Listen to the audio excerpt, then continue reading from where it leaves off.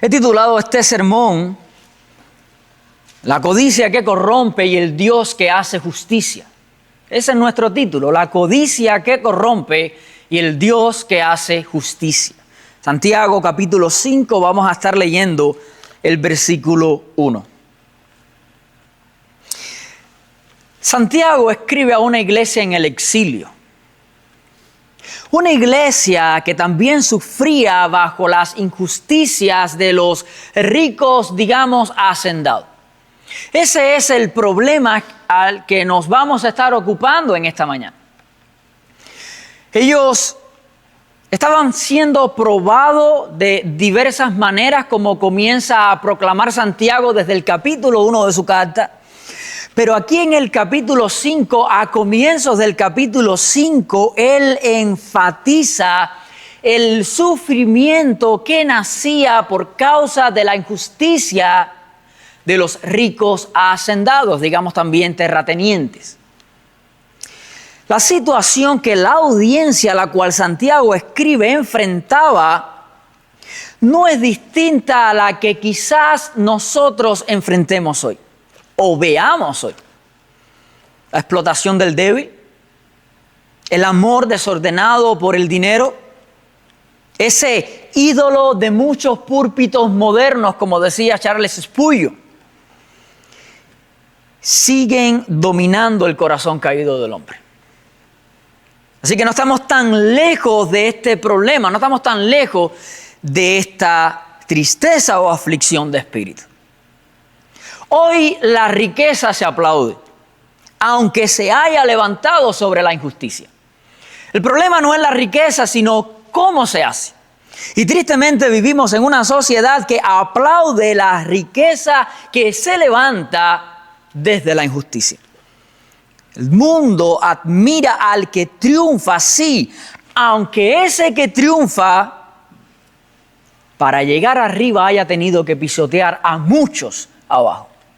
Eso el mundo celebra hoy, eso el mundo aplaude hoy, eso es lo que Santiago, el Espíritu de Dios, la palabra santa del Dios Santo, condena.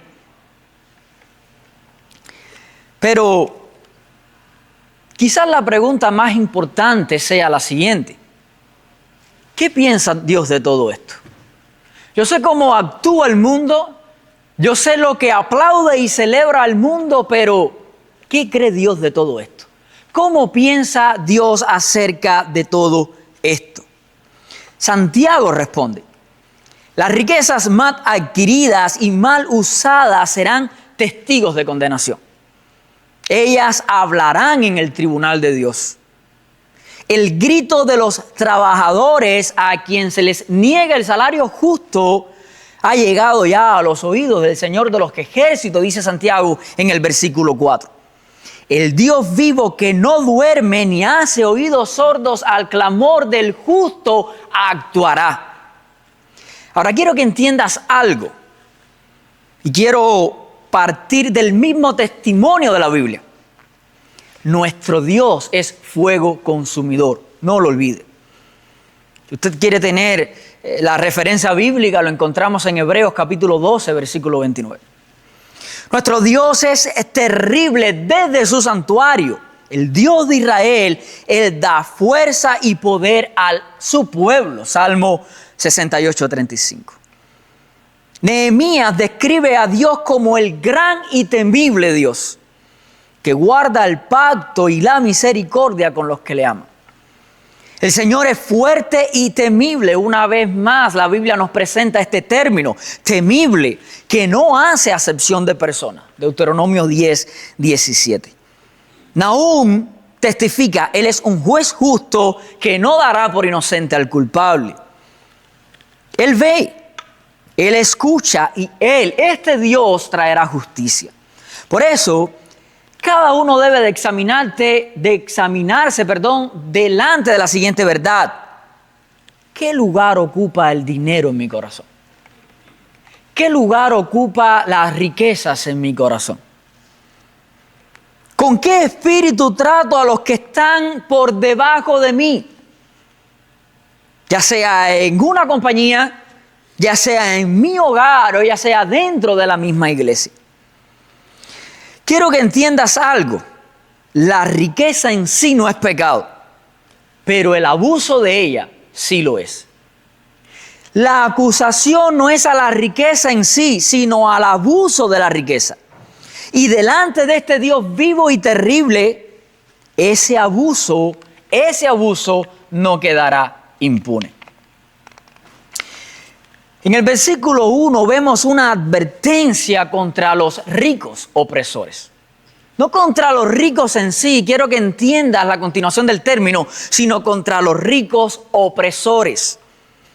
Vamos ahora, ricos, dice Santiago, lloren y aúllen por las miserias que les vendrán. Santiago no está hablando a todos los que poseen bienes materiales.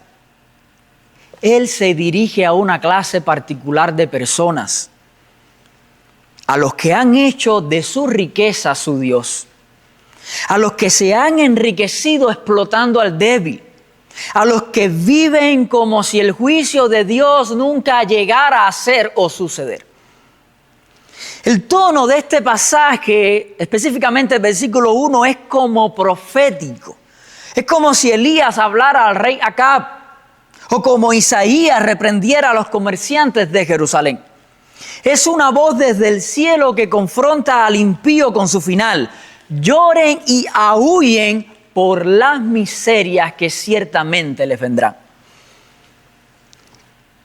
¿Qué es lo que Santiago condena entonces?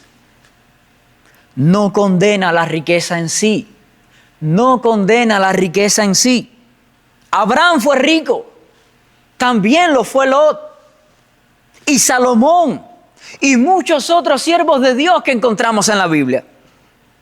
Lo que Santiago condena y de lo que estaremos viendo más adelante es la confianza orgullosa en las riquezas. Y peor aún, el uso perverso de ellas para abusar de otro. Él denuncia la idolatría del éxito económico, esa falsa seguridad que hace al hombre moderno decir: yo soy rico, me he enriquecido y de nada tengo ahora necesidad. Cuando en realidad la propia palabra de Dios dice que está pobre, que sigue siendo pobre, que está ciego y que peor aún está desnudo ante los ojos de un Dios santo y que no dará por inocente al culpable. Hoy sucede lo mismo. Muchos se visten de éxitos mientras sus almas se desmoronan por dentro de tanto sufrimiento. Se aferran a sus ahorros, se aferran a sus propiedades, se aferran a sus logros, como si eso pudiera salvarlos en el día del juicio. Entonces, ¿te has preguntado dónde es que está realmente tu seguridad? ¿Te has preguntado dónde es que está tu seguridad? ¿En Dios o en lo que has logrado? ¿En Dios o en tus sueños? ¿En Dios o en tus posesiones? Es fácil decir, escucha bien, es fácil decir, es muy fácil. Yo confío en el Señor cuando la cuenta de banco está perfecta, cuando mi crédito está perfecto, cuando todo me está yendo bien. Pero cuando el negocio fracasa, cuando la economía se tambalea, cuando se pierde el empleo, allí se revela en qué estaba realmente puesta tu fe, tu confianza, tu roca. Podemos preguntarnos, ¿qué te duele más? ¿Perder dinero o tu comunión con Dios? ¿Qué te duele más? Podemos continuar preguntándonos. ¿Inviertes más energía en proteger tus bienes o en aquello que edifica tu alma? Si es así, quiero decirte algo en esta mañana, este texto es para ti. En el versículo del 2 al 3, el autor de la carta enfatiza lo siguiente con relación a estos ricos. Sus riquezas, las riquezas de ellos, de la manera en la que la han generado y de la manera en la que ellos confían, este tipo de riqueza para Dios se ha podrido. Su oro y su plata, dice el autor, están enmohecidos. ¿Qué significa? La riqueza que se corrompe no solo se pierde, sino que también acusa. Este es un principio que recorre toda la Escritura, no solo Santiago habla de ella. Me refiero a que la codicia promete seguridad, pero termina muchas veces condenando. Como dijo el pastor Sugel Michelin, la ironía de la codicia es que lo que creemos que nos protege es en realidad lo que el día de mañana nos acusará. Interesante. Porque toda riqueza acumulada, de la manera en la que la estamos viendo, egoístamente, sin generosidad, sin compasión, sin un propósito eterno. Mira, dice Santiago, dice el Espíritu Santo, dice Dios mismo, se pudre, es vana, no tiene utilidad. Y lo más terrible es que esa riqueza que no te va a servir el día de mañana no se queda callada. Ese oro mohoso se va a levantar como testigo en el juicio contra ti. Como si el dinero mismo hablara en esa corte celestial, o lo que Cristo llama el gran trono blanco, para decir, fui acumulado por él con avaricia.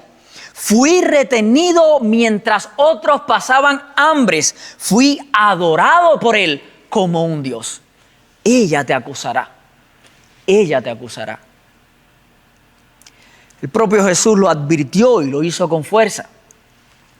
Donde esté tu tesoro, ahí estará también tu corazón. Si tu tesoro está en la tierra, quiero decirte algo, te vas a corromper con él. Porque ese tesoro se corrompe.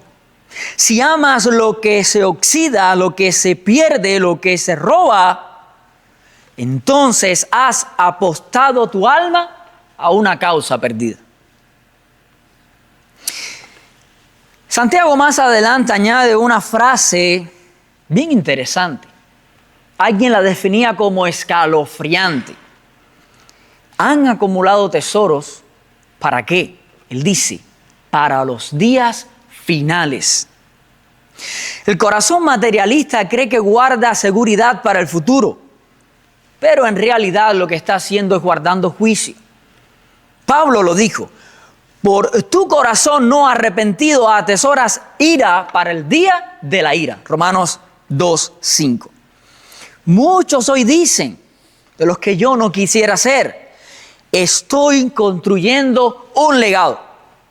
Muchos hoy dicen, de los que yo no quisiera ser parte, estoy asegurando mi futuro, el de mi familia y el de mis hijos.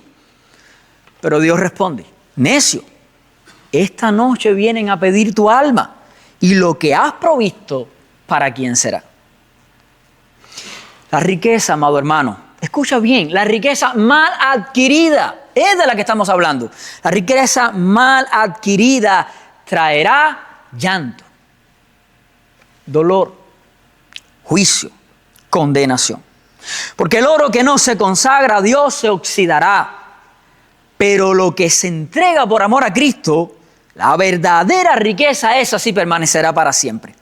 Como escribió en una ocasión Richard Baxter, el predicador puritano, lo que damos por amor a Dios no lo perderemos, lo enviamos por adelantado al cielo. Qué hermosa frase, qué hermosa expresión. Así que recuerda, cada dólar, cada propiedad, cada bien será pesado en la balanza divina. Y solo lo que se haya rendido a los pies de Cristo, solo eso es lo que pasará por fuego. ¿Qué tendrás? ¿Qué estás enviando por adelantado? Versículo 4. El jornal, el salario, clama contra ustedes, dice Santiago. Y los clamores de ese mal salario han llegado a los oídos del Señor de los ejércitos. Esta es una denuncia directa al pecado de robar al pobre. Robar al pobre. Cuidado, robar al pobre. El pecado aquí no era que ellos habían contratado trabajadores, no, eso es bueno debajo del sol, sino haberlos usado para el beneficio propio y luego negarles lo que era suyo por derecho. Eso era lo que estaba pasando aquí con su audiencia, con esta iglesia. Trabajaban por un pedazo de pan, pero estos hacendados luego no les pagaban lo que debían pagarle. Injusticia, injusticia. Pero Santiago les recuerda que ese salario robado, que ese salario incluso mal pagado, clama al mismo Dios. El salario que no fue pagado se convierte en evidencia que habla.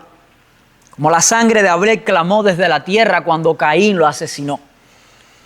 Así el salario robado va a clamar desde las manos manchadas de estos opresores. Y el cielo responde, Dios lo está escuchando. Y el título que Santiago usa para Dios no es casualidad. Si usted lee el versículo 4 y usted se detiene en el versículo 4, usted entenderá el siguiente término: el Señor de los ejércitos. Bueno, ¿y por qué el Señor de los ejércitos? Porque Santiago quiere despertarte a la grandeza de Dios, la cual es gloriosa, sí, pero también terrible. Terrible.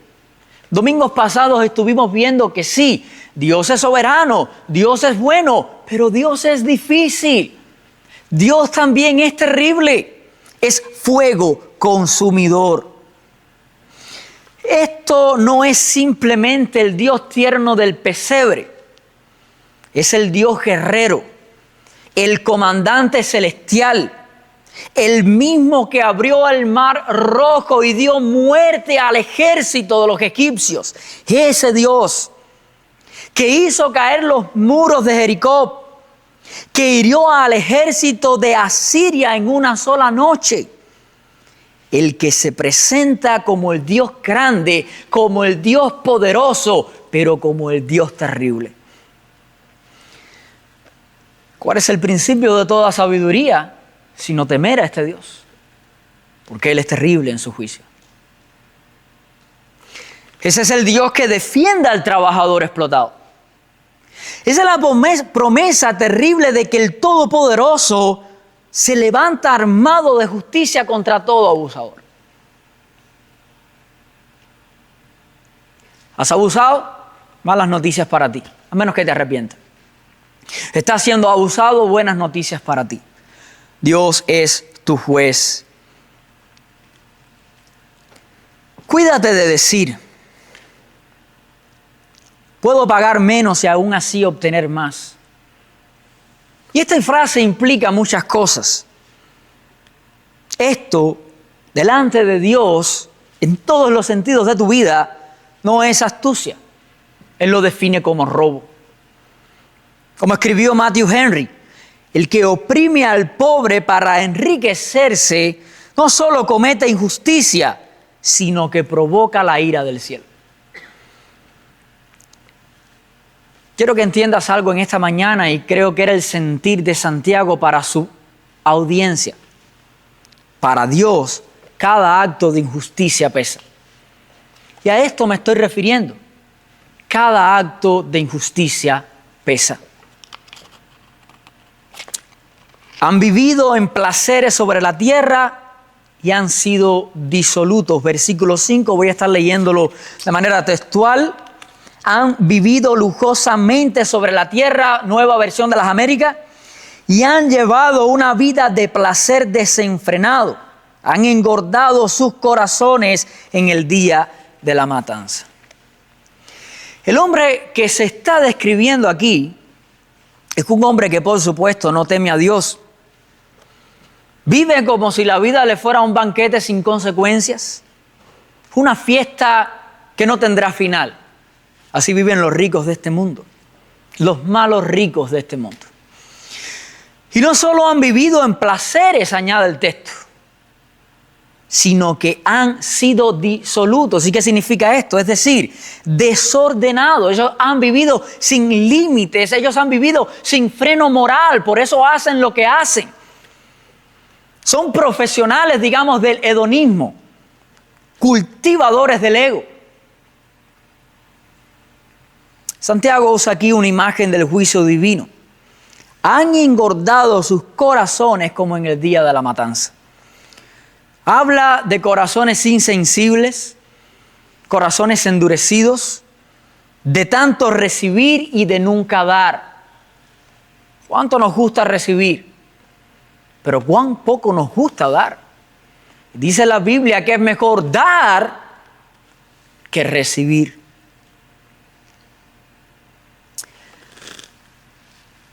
Corazones ciegos al juicio que se acerca. Y esa es la ironía del pecado aquí. Los ricos disfrutan, sí, pero por un instante. Pero sin saberlo, se están preparando para el sacrificio. Lo que el mundo hoy está llamando vivir bien, Dios lo llama a engordar para el matadero. Así que no sufras por las riquezas del impío. Lo que el mundo aplaude como éxito, Dios lo señala como grasa lista para el fuego que se consumirá. Por eso, esta palabra es también un juicio contra el falso evangelio de la prosperidad, al que estamos acostumbrados a oír, que endulza la avaricia con textos fuera de contexto, que llama bendición a lo que en realidad es evidencia de condenación. Mira, una vida sin Dios, aunque esté llena de comodidades, es condenación segura. Hoy muchos viven así, invirtiendo en sí mismos, engordando sus corazones, pero sin pensar en el beneficio del reino. Hoy muchos viven así, asegurando su comodidad terrenal. ¿Cómo está mi cuenta de banco hoy? ¿Podré comprar ya mi casa? ¿Tendré libertad financiera? Pero olvidan lo más importante. Y no estoy diciendo aquí ahora que eso está mal, pero si olvidas lo más importante, sí está mal. Si olvidas la eternidad, es juicio. Hoy muchos viven así, persiguiendo el éxito, el aplauso de los hombres, pero en ese hambre, en esa ambición, en esa idolatría con su propio corazón y consigo mismo, en ese autoalimentar el ego, olvidan al prójimo. Y el prójimo es importante también. El hedonismo, esa búsqueda de placer sin límites, sin importar lo que te cueste, muchas veces no siempre se ve vulgar, de hecho se aplaude hoy. Muchas veces se viste de elegancia con traje y corbata. Muchas veces se viste de éxito. Muchas veces se viste de buena vida. Pero, dice la Biblia, es grasa lista para el fuego. En el versículo 6, Santiago sigue diciendo, han condenado y dado muerte al justo. Por tanto, Dios no les hará resistencia. Y este es el clima de su denuncia. Ya no se trata solo de salarios retenidos. Primer problema. Ahora se trata de violencia contra los que no pueden defenderse. Y en el centro de esta escena de injusticia aparece una figura silenciosa, el justo, ese justo que no ofrece resistencia. ¿Quién es el justo? Por un lado, Santiago habla de una realidad social. Los poderosos condenan a los justos, no por crímenes, sino porque estorban muchas veces sus intereses, como en los días de Acab y Nabot, o como en los tribunales donde los profetas fueron asesinados por decir la verdad, porque esa verdad se oponía a sus planes y propósitos. Así también los ricos de este texto usan su poder para aplastar a esos indefensos que les estaban estorbando. Pero al mismo tiempo esta figura del justo que no ofrece resistencia, ellos no ofrecían resistencia, ellos permanecían callados. Estaba apuntando a alguien y está apuntando a Cristo. No puedo continuar este sermón sin hablarte del hombre verdaderamente humilde, verdaderamente justo, Cristo Jesús. Porque Él es el justo por excelencia. Fue condenado sin culpa, asesinado sin defensa, entregado a manos de pecadores sin abrir su boca. Esta audiencia estaba sufriendo y quizás nosotros como audiencia estemos sufriendo las injusticias de alguien, pero tenemos que mirar al verdaderamente justo, Cristo, que sin merecerlo pagó ese sufrimiento. Entregado en manos de pecadores, dice las Escrituras, sin abrir su boca, como dijo Isaías, angustiado él y afligido, no abrió su boca, como Cordero de Dios fue llevado al matadero.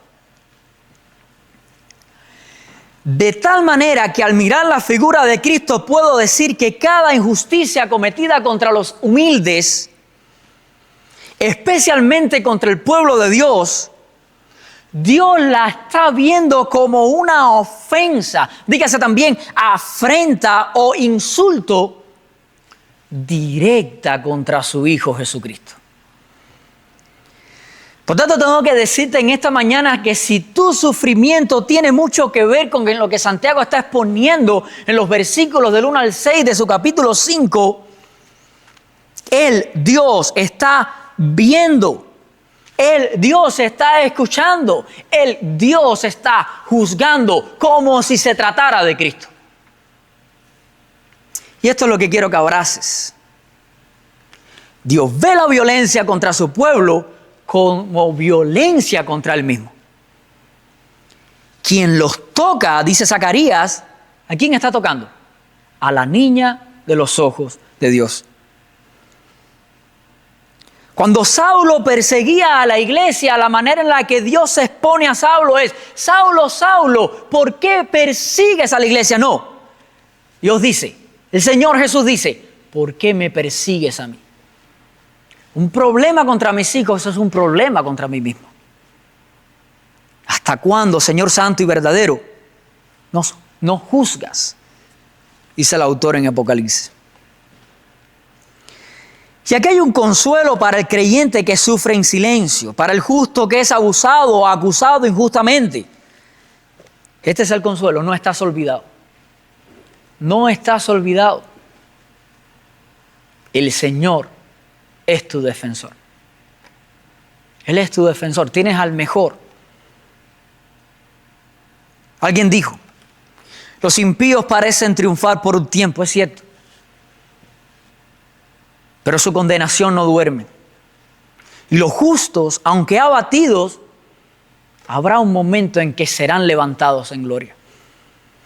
¿Por qué? ¿Porque el justo es merecedor? No. Porque Dios ha prometido, se ha comprometido consigo mismo, ha puesto su nombre en juego de que Él será tu defensor. Así que no mires al cielo con desesperación si lo estás haciendo. Atrévete a mirarlo hoy, a partir de hoy, con confianza.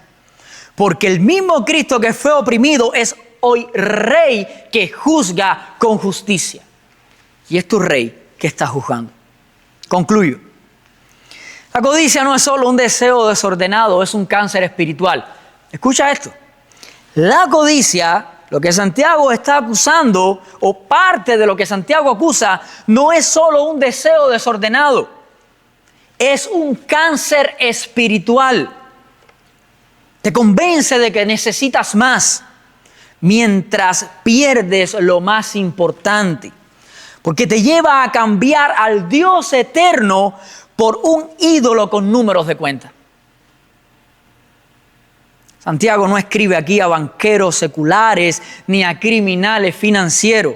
No, él está escribiendo a una iglesia, a creyentes. Él está escribiendo a ti, él está escribiendo a mí.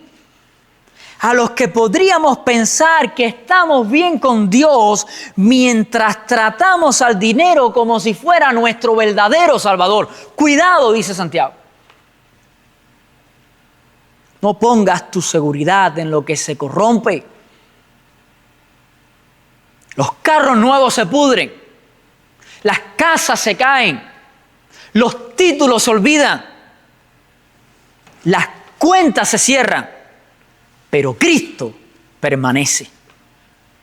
¿Dónde está tu seguridad, amado hermano? Cristo es nuestra seguridad, porque Él cargó en la cruz la condena que merecíamos. El justo murió por los injustos para llevarnos ante el Santo. Allí, donde nuestras riquezas se convierten en testigos de juicio, la sangre de Cristo hace lo contrario, habla a nuestro favor. Ese es el tesoro que quiero llevar al cielo. Allí, donde la codicia nos acusa, la gracia de Cristo nos absuelve. Este Cristo, nuestro Señor, no retuvo nada para sí, sino que se entregó por completo. No vivió para los placeres de esta tierra, sino para hacer la voluntad de su Padre. Y en su pobreza nos enriqueció a usted y a mí, si hemos creído en Él, con una herencia eterna. Por eso, si tu seguridad está en Cristo, estás seguro, amado hermano. Seguro, eternamente seguro, plenamente seguro, gloriosamente seguro. Porque el juez que viene es el mismo Salvador que ya pagó por ti. No temas. Mira, la eternidad está demasiado cerca. Y el infierno demasiado caliente como para vivir ahora para nosotros mismos. Inclinamos nuestras cabezas y oramos.